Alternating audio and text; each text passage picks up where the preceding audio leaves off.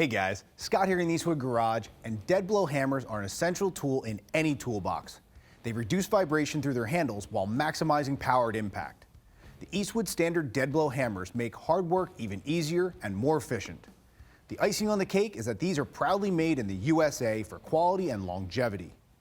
If you've never used a dead blow hammer before, you're in for a real treat. A shot-filled canister is encased in each head. As the hammer strikes the surface, the shot-filled canister absorbs the shock and reduces any kickback you find in a traditional hammer. We offer 5 sizes of the hammer to make sure you have the best size for the job at hand.